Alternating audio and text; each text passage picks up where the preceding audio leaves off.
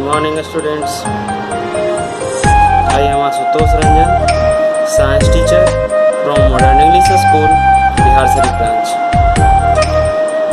Today I am going to deliver my second lecture for your fifth chapter, Food and Digestion. Students, in my previous lecture I have discussed about different nutrients of our food as carbohydrate, protein, fat, minerals, water, roughage, so many things. Today I will discuss some other factors related to our food and digestion. So first of all, today I will discuss about digestion. As we intake food, it should be digested properly, and after proper digestion we will get nutrients. These nutrients will be absorbed by our body, and our body get developed by absorbing these nutrients. So digestion is very essential for absorption of food and nutrients. So digestion starts from mouth. As we intake food, we chew food, and by chewing, digestion of food starts from our mouth. In mouth, tongue, teeth, saliva help to chew the food, divide into small pieces, and also help in swallow, engulf the food. After engulfing the food through the food pipe, food goes into the stomach. Through the food pipe, food goes into the stomach, and after stomach, when food is partially digested, food enter into the small intestine.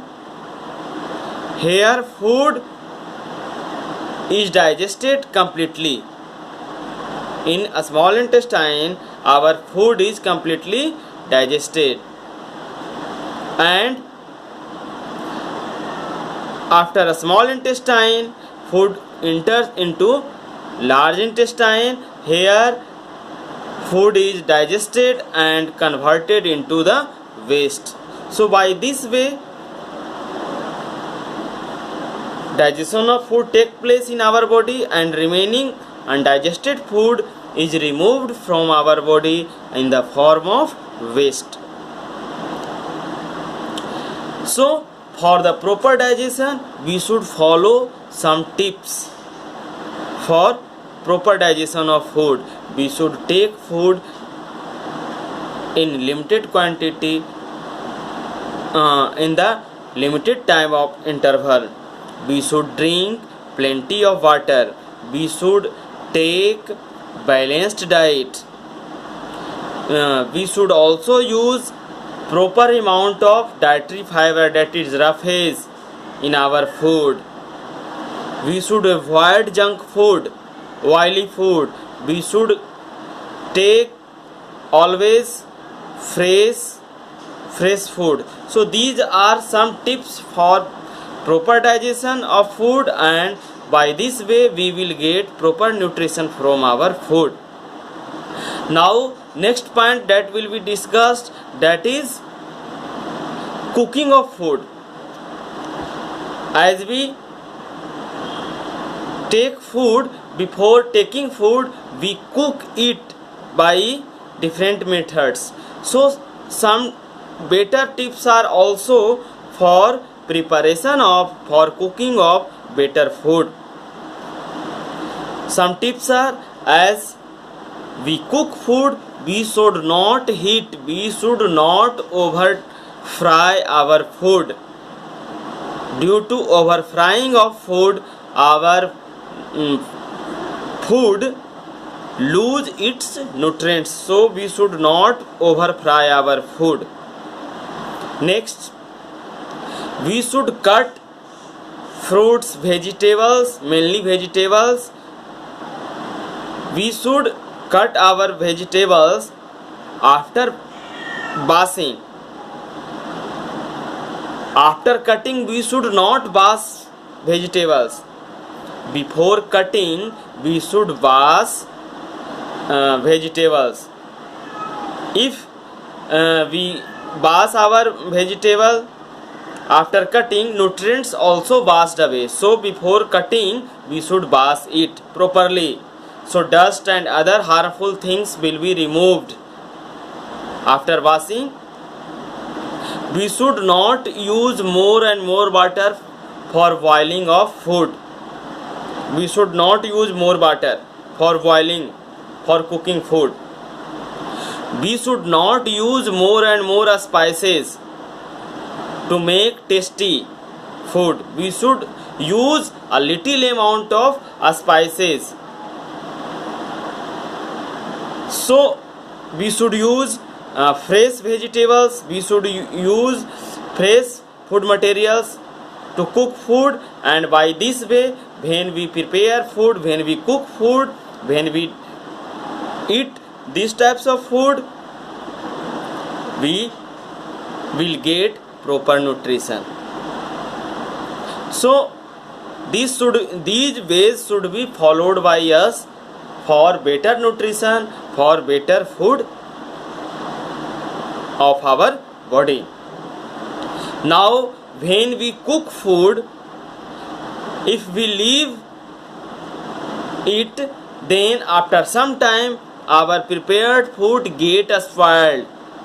That is not remain eatable.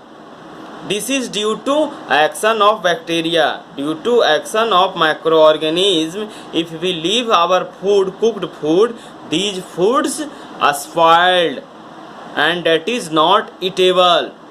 So to preserve food, to protect our food from getting spoiled, we use some methods for the preservation of food.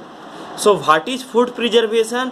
Food preservation is the method by which we protect our food from getting spoiled, and for long time we use our cooked food. So different methods are used for preservation of food, that is mentioned in your book also, and some methods I will also discuss. That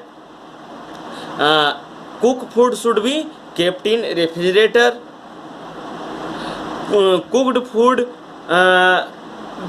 should be heated time to time, as milk is heated in our home time to time.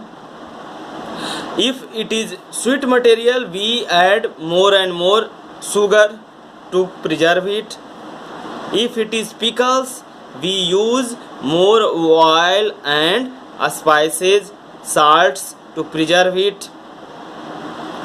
If it is dry food, we dry it in the sunlight, remove its humidity, moisture, and hence dry fruits remain preserved for long time. So by heating, by saltening, by sweetening, by freezing, we protect our food from getting spoiled. Milk is protected from spoiling by heating, by cooling, and by using a method that is called pasteurization. Pasteurization is the method of food preservation of milk. So there are so many methods by which we preserve our food from getting spoiled, that is mentioned in your book. Read these points, remember it. So by this way, by these methods, now your 5th chapter, food and digestion, is completed. For today, that's all. Thank you. Have a nice day.